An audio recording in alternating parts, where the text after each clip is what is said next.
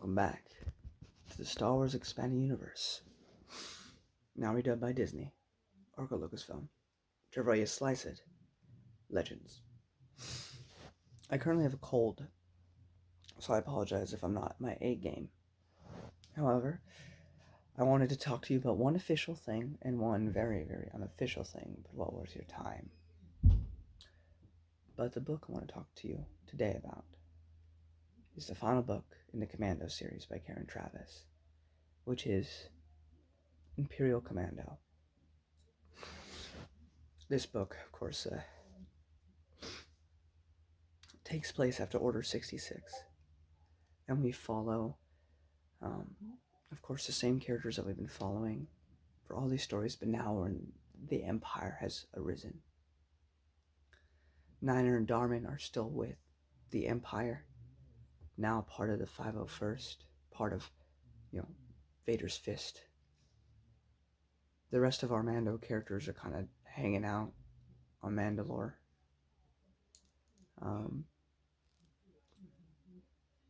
And all that stuff is pretty good. I mean, here's the thing though, a lot of it is just like people hanging out on Mandalore. And if you don't like the characters, then you're not gonna enjoy those scenes. If you do like those characters, you will enjoy it. This book sets up a lot, but it never concludes. Because unfortunately, this book got discontinued not because of the Disney buyout, but because of the 2008 Filoniverse show. Now, if you've seen my videos, you know I'm not the biggest supporter of Filoni. I also don't hate his work. I'm very mixed on his material. However, with Karen Traviss, she's the Mandalorian girl. Like, she wrote an entire language dedicated to them, much like Tolkien wrote a fake language for the elves in, Lord of the Rings. And, she took time and dedication. She loves the Mandalorians. That's why she pretty much solely writes about them, or always tries to include them in her stories, which some people love, some people hate about her. But this is her thing. It's her baby. It's the Mandalorians, and she cares about that. And what Filoni did on the show, without even consulting her about it, really upset her. Now, you can have different opinions about whether or not that's a justified reason to get upset. I'm not discussing that. I'm simply saying from her point of view, she felt betrayed, and she was upset, and she decided to abandon Star Wars forever. She swore, no matter whether it be for the Legends canon or just Disney canon, that she would never, ever, ever come back to write anything for Lucasfilm ever again, that she is done with Star Wars, that there would never, ever be another thing that she wrote. And so this is the last we get of the story, even though it sets up a lot. Darman in this book, he gets this extreme hatred for Jedi in this book, which was always kind of there, but like, I didn't feel that was written the best. I felt like that was kind of forced. Like, every other Mandalorian is relatively like, yeah, we don't like them, but like, we can do stuff with them if need be. He's like, I hate him. How could Scarada do this? And it's a lot. Because like in this book, Scarada accepts a few Jedi into Mandalore for kind of selfish reasons, but still. Kinaha being like the only Jedi who's a Commonian, the people who made the clones. But she's really, really, really, really, really, really, really old. And so they figure if we can use her blood, we can find a cure to the Mandalorian, or to the clones dying at a young. And so they keep her around.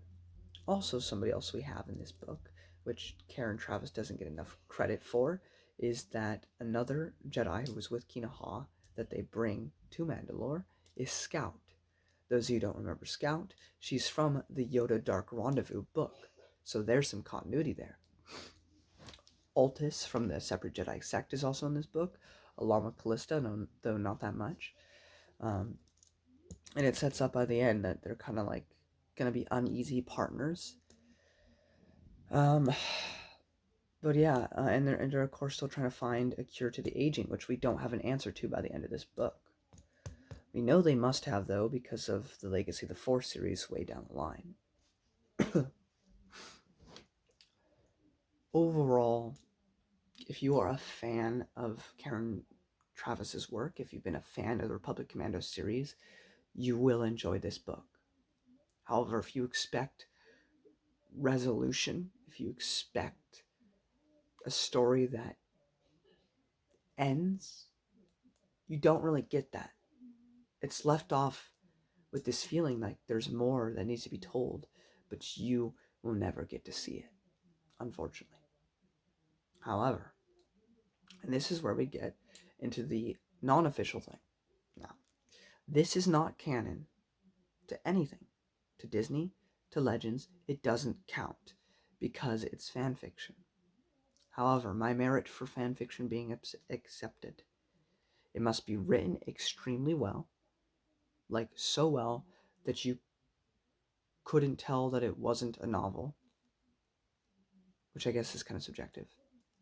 The characters must stay true to who they were officially in the actual story,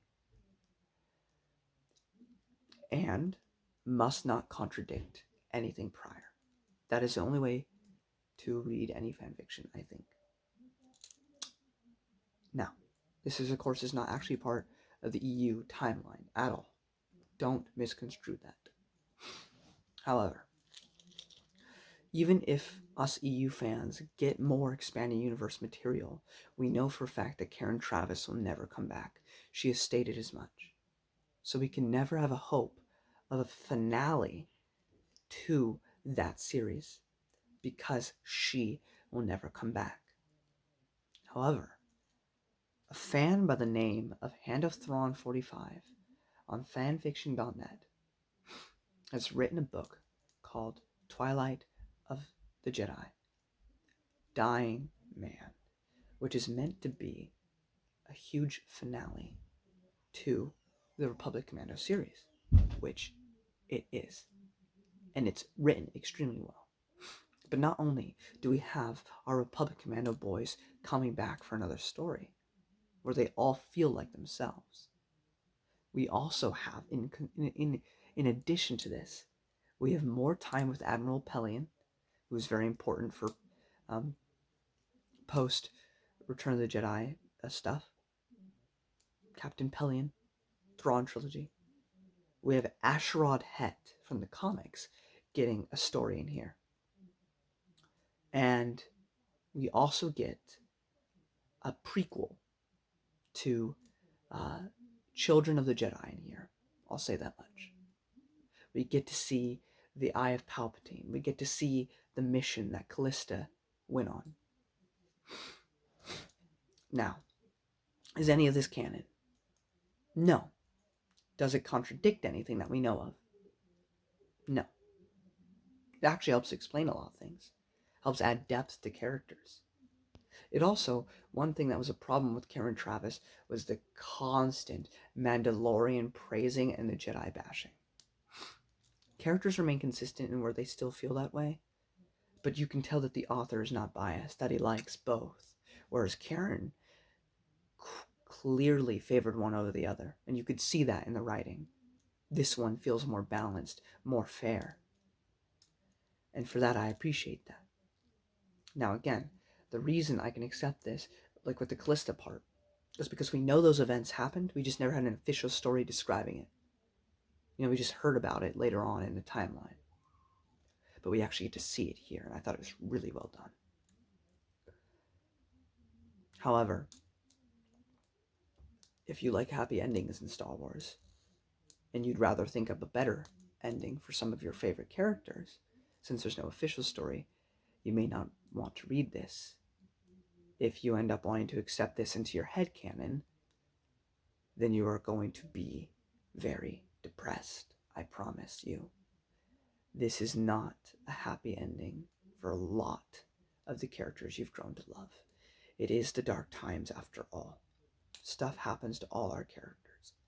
whether that be the Republic Commando characters, Gilead Pelion, Ashrod Het. No one gets a happy ending. Not really. However, that being said, I thought this was written expertly well for a fan fiction. Again, not part of continuity, but if you want a possibility, I should say, of what the finale to Republic Commando series could be like, you will find no better story to read about than the one that I've just talked about. And I will leave a link in the description to this fan fiction. I do recommend that you do not read it if you have not read the other 5 official books. I think it's essential that you do. So please do that. Overall, though, just talking about the actual official story that we're talking about today, Imperial Commando was a good read. Unfortunately, it ends not really ending. It seems like a new beginning, which is a problem because Karen Traviss bailed. This fan fiction gives some closure, but of course it's fan fiction. It is not officially licensed by Lucasfilm or approved or anything like that, so it's not officially part of the Legends continuity. That being said, it doesn't inherently contradict anything, and in fact it tells a pretty, not wonderful, I should say, a pretty dreadful, in the sense of the storytelling. Or the storytelling is phenomenal, but the story itself is pretty dreadful. Um, Despairing. It's a sad time, I should say. But I do recommend those 2 stories. I do think the actual book is worth reading, and I do think that fan fiction is worth reading, even though it's not a part of the continuity. Let me just be straight about that. I'm getting into spoilers now. If you don't want spoilers, now it's time to go. Yeah, if you don't care about spoilers, join me. So, not only do we have Scout from Yoda Dark Rendezvous here, we also have Shaisa, who also appeared in the last book, Order 66, I think. But Shaisa is an important character because he shows up in the old 70s Marvel comics. In fact, it's actually funny. People got confused when they made like retro Marvel comics like t-shirts, like that you could get at Target and stuff, about Star Wars, and they thought that Fan Shaisa was Boba Fett. And when they printed out those shirts, they actually printed out Fen Shaisa on the shirt, calling it Boba Fett, which it's not, which is actually pretty funny. But he is somebody that appears in the Marvel comics, so that was a cool connection.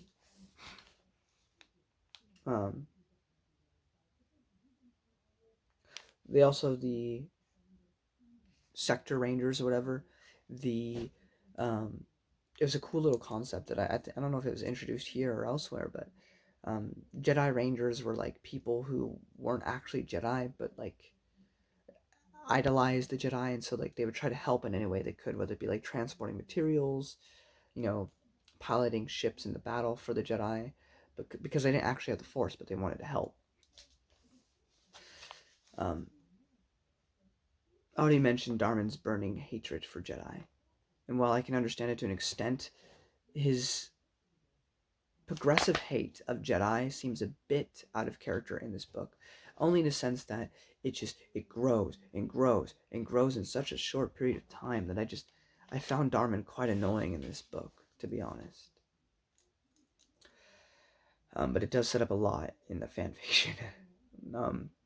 Arla Fett, we learned that Jango had a sister in the previous couple books, and that she was crazy because when Jango Fett ran away from his farm and got saved by Jaster Muriel, his sister did not die. Death Watch captured her, turned her into one of them, and she's been struggling with that ever since, which was a crazy revelation.